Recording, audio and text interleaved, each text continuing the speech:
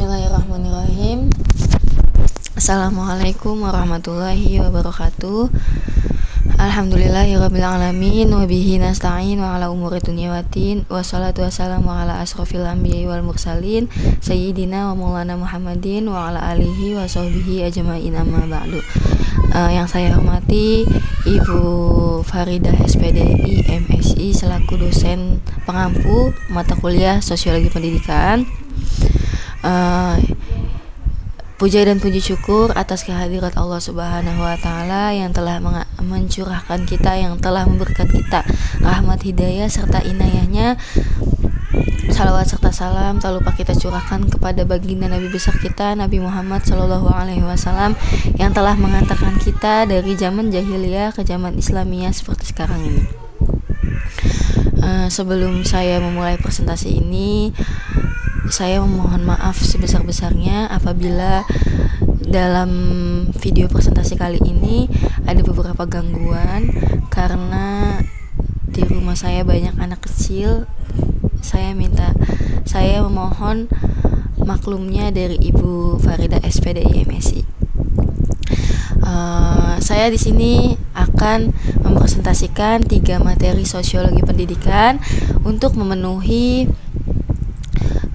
tugas mata kuliah ini.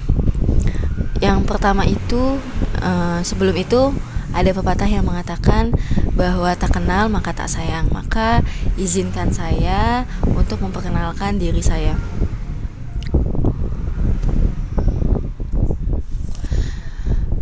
Perkenalkan, nama saya Wildatu Naimah. Saya adalah mahasiswi S1 Pendidikan Agama Islam semester 3 di Sekolah Tinggi Agama Islam Indonesia Jakarta, atau biasa disebut STAIindo Jakarta. Saat ini saya sedang berusia 21 tahun.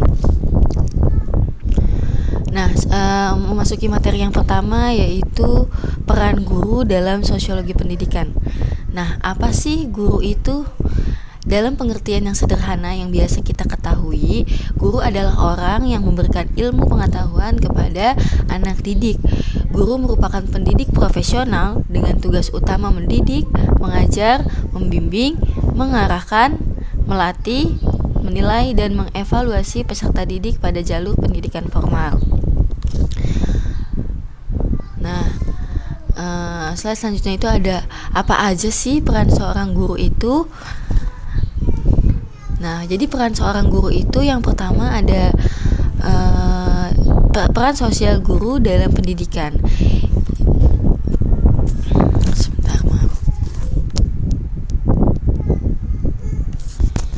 Ing ngarsa sung tulada ing madya mangun karsa tuturi handayani. Begitu semboyan dari Ki Hajar Dewantara.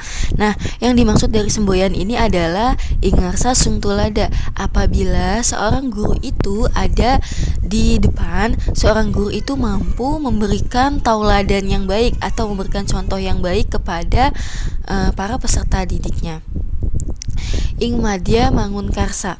Yang dimaksud dari ing madya mangun karsa ini adalah apabila seorang guru itu berada di tengah, seorang guru itu mampu memberikan ide dan gagasan yang baik kepada para peserta didik. Nah, yang terakhir itu ada tuturi handayani.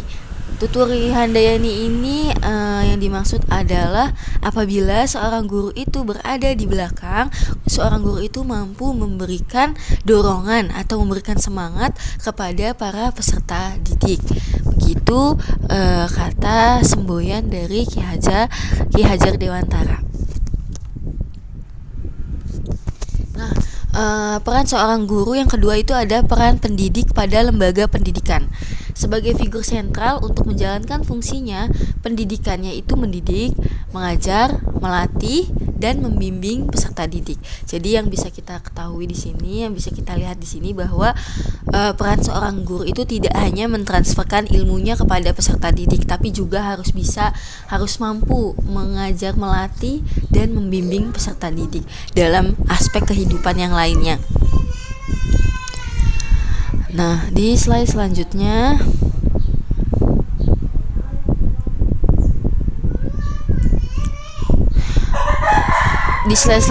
itu ada peran guru dalam masyarakat.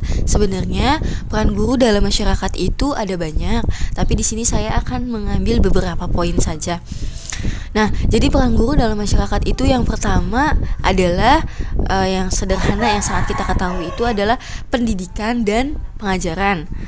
Nah, jadi yang dimaksud pendidikan dan pengajaran di sini adalah bagaimana peran seorang guru itu tidak hanya memberikan pendidikan kepada peserta didik dan memberi pengajaran ke peserta didik, tapi juga harus bisa mampu mendidik dan memberikan pendidikan kepada masyarakat sekitar. Yang kedua itu ada pembimbing dan motivator. Nah, pembimbing dan motivator di sini itu yang dimaksud adalah seorang guru itu mampu membimbing dan memberikan motivasi yang baik kepada masyarakat sekitar. Memberikan motivasi yang baik agar masyarakat tersebut bisa berada di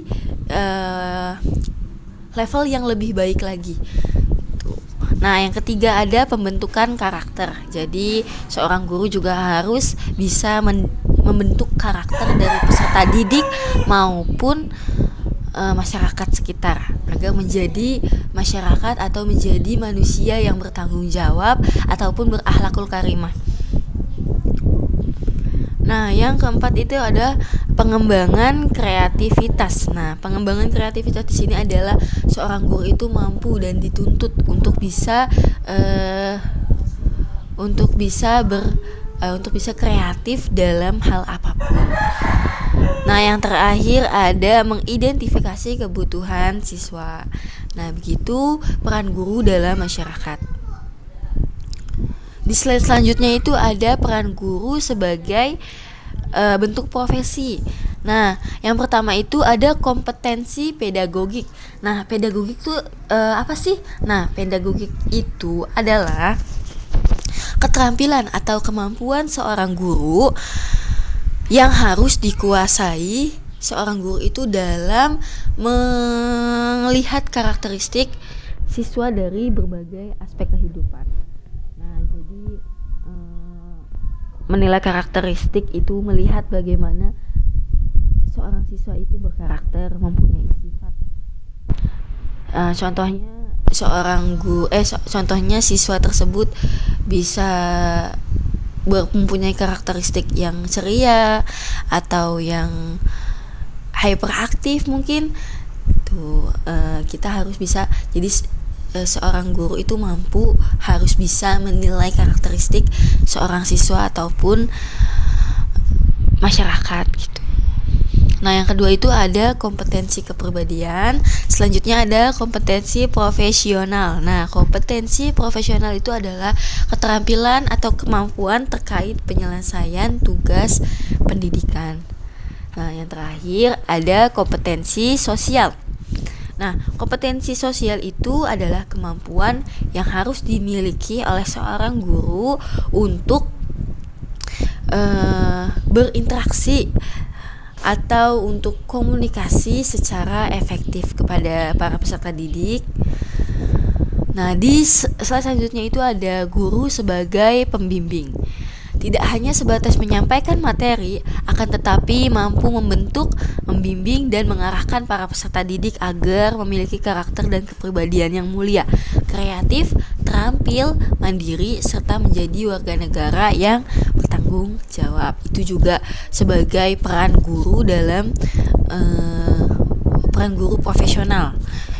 Nah, jadi bisa kita lihat ya dari pemaparan materi yang tadi sudah saya paparkan. Jadi tugasnya seorang guru itu benar-benar sangat mulia, bukan hanya mentransferkan ilmu-ilmunya saja kepada seorang murid, tetapi dia juga harus mampu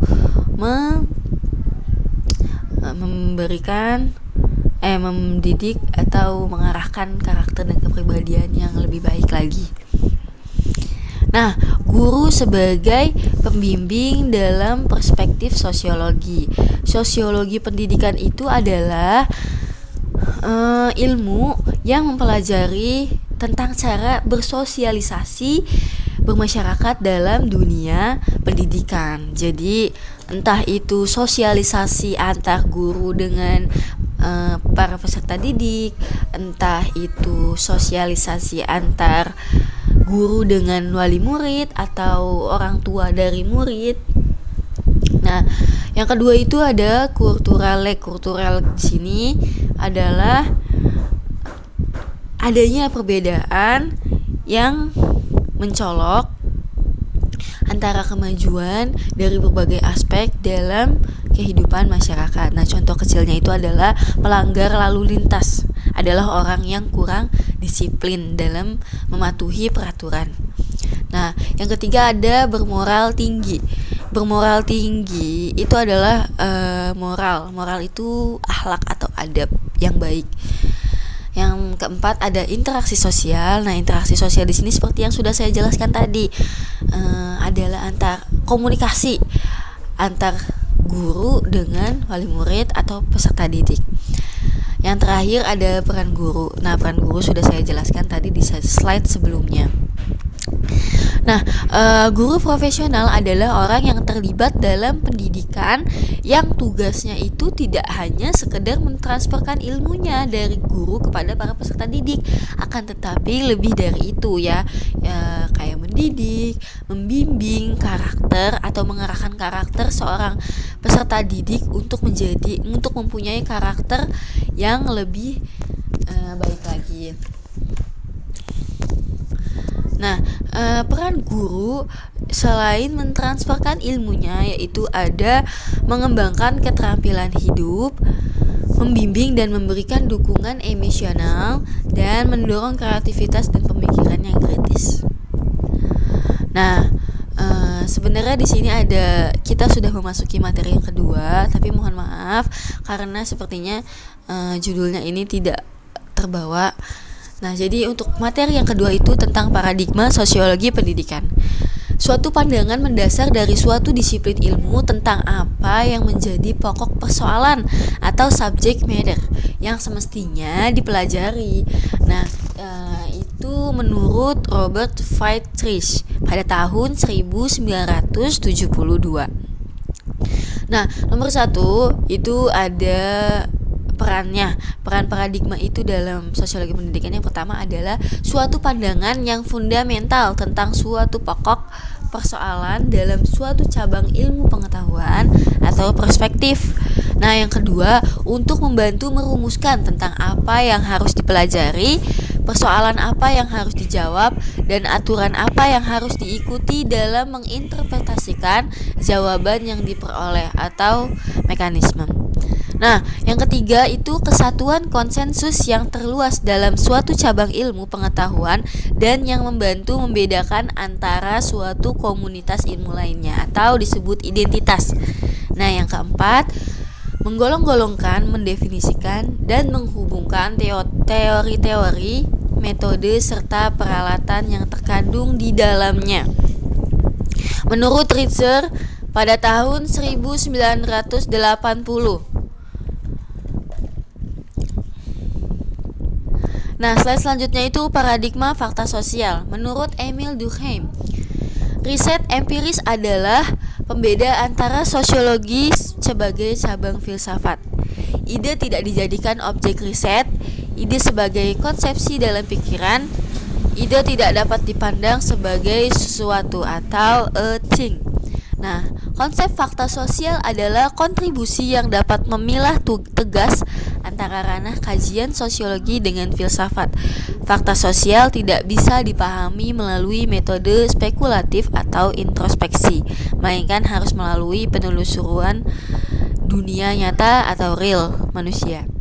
Nah, fakta sosial harus dipahami sebagai sesuatu yang berada di luar individu atau external world dan bersifat memaksa terhadapnya. Fakta sosial dapat disimak, ditangkap, dan diobservasi. Fakta sosial bersifat material atau hukum, norma, arsitektur, dan imaterial yang bersifat subjektif atau egoisme, kebencian, dan cinta. Nah, persoalan yang dikaji yaitu menurut Bapak Emil itu persoalan yang dikajinya adalah struktur sosial atau social structure. Hubungan sosial di mana interaksi sosial berproses dan menjadi terorganisir, serta proses ruang di mana posisi-posisi sosial individu atau subkelompok dibedakan. Nah, pranata sosial atau social institution. Hubungan antara norma-norma dan nilai-nilai yang mengitari aktivitas manusia. Nah, teori-teori yang dibahas oleh Emil adalah fungsionalisme struktural. Masyarakat merupakan sistem sosial yang terdiri dari elemen atau bagian-bagian yang saling berkaitan dan menyatu dalam keseimbangan equilibrium. Struktural konflik. Masyarakat senantiasa dalam proses perubahan yang ditandai oleh pertentangan terus-menerus. Distribusi kekuasaan dan wewenang yang tidak meretas masyarakat adalah imperatively coordinated association. Menurut Dahrendorf pada tahun 1959. Nah, metode yang dibahas selanjutnya oleh Emil itu ada observasi, kuesioner atau pertanyaan terstruktur sebagai instrumen atau empirical research, dan yang terakhir adalah sampling. Paradigma definisi sosial menurut Max Weber, tidak ada pemisahan yang tegas antara struktur sosial dan pranata sosial. Keduanya membentuk tindakan manusia yang penuh arti dan makna. Manusia adalah subjek kreatif dalam membangun dan membentuk makna keduanya. Melihat sosiologi sebagai a science concerning itself with the interpretive understanding of social. Nah, selanjutnya ada persoalan yang dikaji oleh Max. Nah, persoalan yang pertama itu ada tindakan sosial adalah tindakan individu yang memiliki makna atau arti subjektif bagi dirinya dan diarahkan kepada orang lain. Selanjutnya ada konsep krusial, tindak sosial, makna, pemahaman. Semakin rasional suatu tindakan, semakin mudah dipahami. Nah, persoalan yang selanjutnya itu ada zwerg rasional, atau aktor tidak hanya menentukan cara yang baik untuk tindakannya, tapi sekaligus dapat menentukan nilai dari tujuan tindakan. Selanjutnya ada Wers rasional, atau tidak dapat menilai secara pasti ketepatan cara-cara yang dipilih dari tujuan yang ingin dicapai. Selanjutnya ada efektual, tindakan yang emosional, kadang dibuat-buat. Tradisional, tindakan berdasarkan kebiasaan. Nah, teori selanjutnya itu ada interaksionisme simbolik. Yang pertama, menunjukkan pada sifat khas manusia dari interaksi antar manusia, yakni manusia saling menerjemahkan dan mendefinisikan tindakan. 2. Interaksi antara individu diantarai oleh penggunaan simbol-simbol, interpretasi, dan usaha untuk saling memahami maksud tindakan masing-masing, menurut Blumer pada tahun 1962. Yang selanjutnya itu ada fenomenologi. Yang pertama, manusia bukan sebagai objek yang diamati, tetapi adalah sekaligus penciptaan dunia sendiri. 2. Perhatian harus dipusatkan pada gejala yang penting dari tindakan manusia sehari-hari dan terhadap sikap-sikap yang wajar. 3. Memperhatikan pertumbuhan, perubahan, proses tindakan, serta berusaha memahami bagaimana keteraturan dalam masyarakat diciptakan dan dipelihara dalam keseharian, menurut Seuss pada tahun 1967. Nah, metode yang dibahas ini adalah menggunakan teknik observasi. Terdiri dari participant observation, atau peneliti tidak memberitahukan maksudnya, participant as observer, atau peneliti memberitahukan maksudnya, observe as participant, pengamatan yang dilakukan sekali. Nah, yang terakhir ada complete observer, atau memposisikan diri sebagai orang luar. Nah, persoalan yang dikaji itu perilaku sosial individu pada dasarnya kurang memiliki kebebasan. Perilaku sosial cenderung digerakkan oleh prinsip-prinsip yang sama sehingga perilaku sosial dipandang secara mekanistik. Teori-teori behavioralisme sosiologi memusatkan pada hubungan historis antara tingkah laku yang telah terjadi dalam lingkungan aktor dengan tingkah laku yang terjadi sekarang. Nah, social actions, tindakan sosial dipandang ekuivalen dengan tindak dan ekonomi. Perhitungan untung rugi menurut Hofmans pada tahun 1961. Nah, metodenya experimental research, instrumen, questionnaire, interview, dan observasi. Metode ini dipandang dapat mengukur dan mengontrol perilaku secara ketat sehingga dapat dibuat suatu penilaian dengan ketepatan yang tinggi. Nah, materi selanjutnya itu ada peran sekolah dalam sosiologi pendidikan.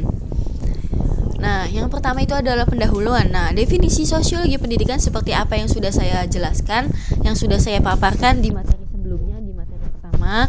Sosiologi pendidikan itu adalah ilmu yang mempelajari tentang sosialisasi bermasyarakat dalam dunia pendidikan. Nah, peran sekolah dalam konteks sosiologi pendidikan yaitu tidak hanya melibatkan transfer pengetahuan, tetapi juga melibatkan dinamika sosial yang dapat mempengaruhi pembentukan individu dan struktur masyarakat secara luas. Oleh karena itu, pemahaman sosiologis terhadap peran sekolah memainkan peran kunci dalam menganalisis dinamika pendidikan dan dampaknya terhadap masyarakat. Jadi, peran sekolah ini sangat penting untuk dampak lebih baiknya terhadap sekolahan atau instansi dan pemahaman pembentukan individu di masyarakat. Nah, peran sekolah dalam pembentukan identitas sosial. Sekolah memiliki peran krusial dalam membentuk identitas sosial siswa melalui beragam interaksi sosial, mulai dari pembelajaran di kelas hingga kegiatan ekstrakurikuler. Sekolah menjadi panggung utama di mana siswa membentuk pandangan tentang diri mereka dalam konteks sosial secara keseluruhan. Peran sekolah dalam membentuk identitas sosial melibatkan rangkaian pengalaman interaktif yang menciptakan landasan bagi perkembangan sosial dan pribadi siswa. Nah, selanjutnya itu ada reproduksi sosial di sekolah. Konsep reproduksi sosial dalam sosiologi pendidikan itu merujuk pada fenomena di mana ketidaksetaraan norma-norma sosial dan struktur kelas dalam masyarakat dipertahankan dan diteruskan melalui sistem pendidikan. Proses ini mencakup pemahaman bahwa lembaga pendidikan tidak hanya berfungsi sebagai tempat pembelajaran, tetapi juga sebagai perangkat yang memperkuat dan meresapi norma-norma serta hierarki sosial yang ada. Nah, proses ini juga tercermin dalam pengaruh budaya dan nilai yang diajarkan oleh sekolah yang dapat memperkuat norma-norma yang mendukung struktur sosial yang ada. Faktor-faktor seperti kurangnya sumber daya, pemilihan kurikulum yang tidak memperhitungkan keragaman, dan ketidaksetaraan dalam akses terhadap guru yang berkualitas dapat menjadi bagian dari proses reproduksi sosial ini. Nah, sebaliknya, konsep ini mendorong pemahaman bahwa pendidikan juga dapat menjadi alat untuk perubahan sosial. Nah, selanjutnya itu adalah struktur sosial di lingkungan sekolah, menyangkut peran guru, kepala sekolah, dan lainnya dalam struktur sosial. Nah, yang pertama itu ada peran guru. Peran seorang guru itu fasilitator pembelajaran. Ya, yang sudah kita ketahui, fasilitator pembelajaran adalah memberikan fasilitas pembelajaran, mentransfer ilmu dari guru kepada seorang peserta didik. agar kegiatan mengajar itu berjalan sesuai keinginan. Nah, sebenarnya fasilitator di sini juga termasuk guru ini memberikan fasilitas kepada seorang murid tentang media yang dapat digunakan dalam masa pembelajaran. Nah, contohnya ini seperti saya pribadi adalah seorang guru TK yang kalau di TK itu atau taman kanak-kanak itu ada yang namanya fisik motorik. Nah, atau motor kasar dan motor halus. Nah, jadi peran seorang guru ini memberikan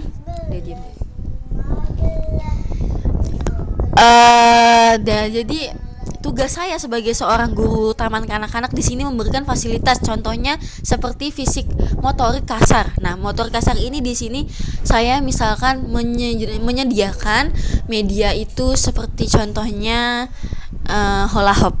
Saya menyediakan hula hoop agar seorang siswa itu bisa melompat dari hula hoop satu ke hula hoop selanjutnya dan selanjutnya.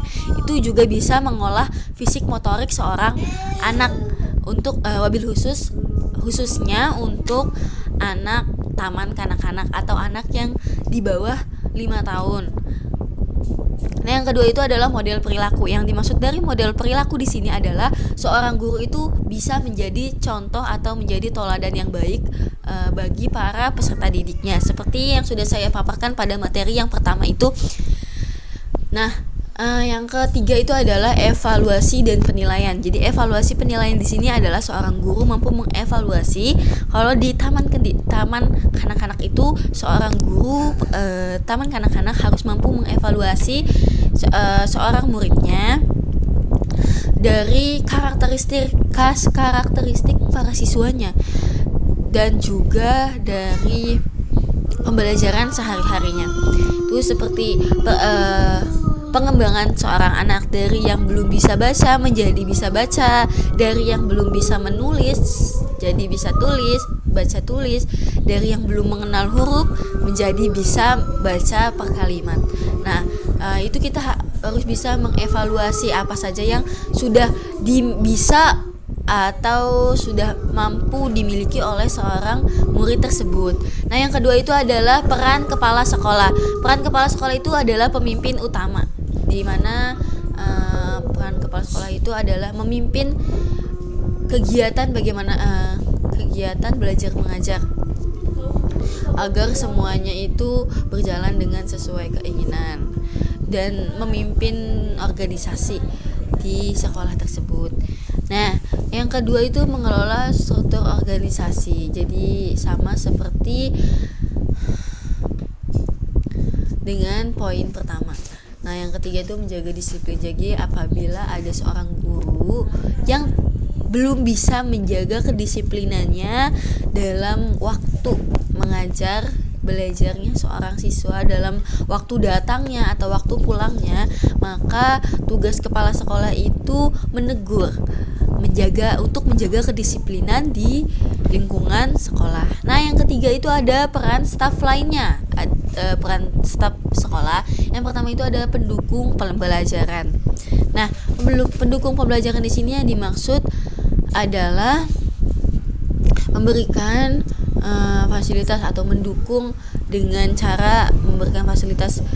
Contoh kecilnya itu adalah media proyektor. Nah, di situ tugas staf sekolah yang lainnya itu membantu seorang guru untuk menyiapkan proyektor tersebut untuk media pembelajaran kegiatan belajar dan mengajar. Nah, yang kedua ada menjaga lingkungan fisik. Nah, menjaga lingkungan di fisik ini di sini yang dimaksud itu adalah seperti tugasnya penjaga sekolah atau tukang kebun yang suka membersihkan sekolah. Itu sebenarnya bukan hanya tugas dari staf lainnya ya, tapi juga harus bisa bekerja sama dengan guru dan seorang peserta didik dan para peserta didik lainnya untuk membantu menjaga lingkungan sekolah agar tetap bersih. Nah, yang terakhir itu adalah pengelolaan sumber daya. Nah, pengelolaan sumber daya di sini itu mencakup administrasi sekolah. Nah, di sini biasanya itu TU ya. Nah, TU ini tugasnya mengelola administrasi keluar dan masuknya dana di sekolah. Nah, selanjutnya itu ada peran interaksi dan kolaborasi. Jadi, peran kolaborasi antar guru, antar sesama guru itu sangat penting. Sebagai kita tuh menanyakan seperti apa baiknya untuk mengajar para peserta didik, mengevaluasi masing-masing guru lah bahasanya. Nah, yang kedua itu adalah hubungan guru dengan siswa. Nah, hubungan guru dengan siswa itu juga sangat dibutuhkan agar pembelajaran itu bisa berjalan dengan baik dan apa yang disampaikan oleh seorang guru itu mampu diserap dan mampu dipahami oleh seorang atau para peserta didik. Nah, yang terakhir itu ada pelibatan dengan orang tua. Nah, yang ini komunikasi dengan orang tua yang dimaksud di sini itu ya seperti kita ketahui bahwa di sekolah itu kita tidak bisa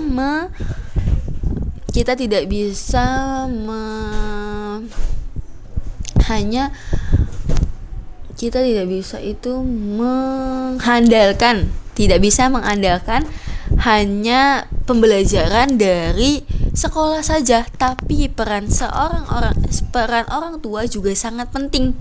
Peran wali murid itu juga sangat penting dalam pembelajaran belajar mengajar agar mencapai dengan sesuai keinginan seperti itu.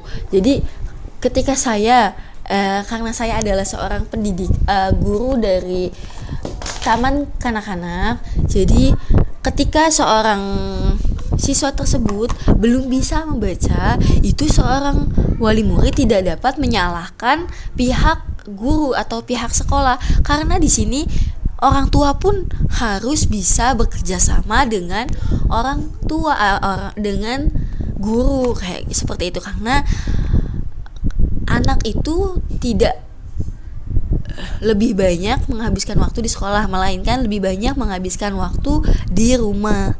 Ya, kesehariannya lebih banyak di rumah, jadi peran orang tua itu sangat dibutuhkan gitu. Nah, di sini juga komunikasi dengan orang tua itu kita seorang guru dan seorang wali murid itu harus bisa mengkomunikasikan tentang bagaimana perkembangan seorang anak selama belajar di sekolah ataupun di rumah.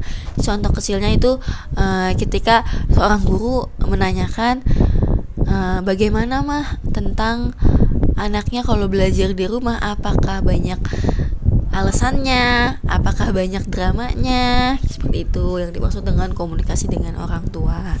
Itu jadi kerjasama antar orang tua dengan guru itu sangat diperlukan di dunia pendidikan ini. Nah, konflik sosial dalam konteks sekolah. Nah, pentingnya pemahaman konflik sosial untuk memahami dinamika sekolah itu ada 8. Karena di sini ada yang double. Yang pertama itu ada identifikasi tantangan dalam interaksi. Nah, yang kedua ada dampak pada kesejahteraan siswa. Yang ketiga, pembentukan lingkungan yang positif. Yang keempat, efektivitas pendidikan. Yang kelima, mengelola perbedaan dan keanekaragaman. Yang keenam, peningkatan hubungan antar individu. Yang ketujuh, meningkatkan kualitas kepemimpinan. Yang kedelapan, mendukung pengambilan keputusan.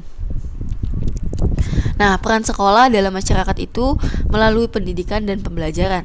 Sekolah menyediakan landasan akademis yang esensial untuk memajukan individu dan masyarakat. Sosialisasi baik di dalam kelas maupun melalui interaksi sosial membentuk identitas dan nilai-nilai yang mengikat siswa dengan masyarakat yang lebih besar. Selain itu, sekolah memainkan peran penting dalam mempersiapkan siswa untuk menghadapi dunia pekerjaan dengan memberikan keterampilan hidup yang relevan. Dengan demikian, peran sekolah dalam masyarakat tak terbatas pada ruang kelas, melainkan merambah ke seluruh jaringan nilai dan norma yang membentuk struktur sosial yang lebih luas. Tantangan dan perubahan di sekolah. Nah, tantangan yang dihadapi nih, kita akan membahas tantangan yang akan dihadapi di sekolah. Yaitu pertama, ketidaksetaraan pendidikan masih menjadi isu utama, di mana akses dan kualitas pendidikan dapat bervariasi berdasarkan latar belakang sosial ekonomi siswa. Jadi sampai sekarang pun belum bisa dipecahkan, belum bisa diselesaikan tantangan ini. Bagaimana berdasarkan latar belakang sosial sampai ke ekonomi siswa gitu. Jadi kadang ada ada wali murid yang kerja, jadi belum bisa membantu membimbing anaknya belajar di rumah gitu. Nah, yang selanjutnya itu ada tantangan berupa diversitas budaya dan etnis, memerlukan pendekatan inklusif yang mengakomodasi perbedaan untuk menciptakan lingkungan belajar yang adil. Nah, terakhir, perubahan cepat dalam tuntutan pekerjaan dan kebutuhan pasar dapat menantang sekolah untuk menyelaraskan kurikulum agar relevan dan menciptakan lulusan yang siap menghadapi perubahan global. Nah, apa aja nih upaya-upayanya untuk merespon perubahan sosial dan budaya?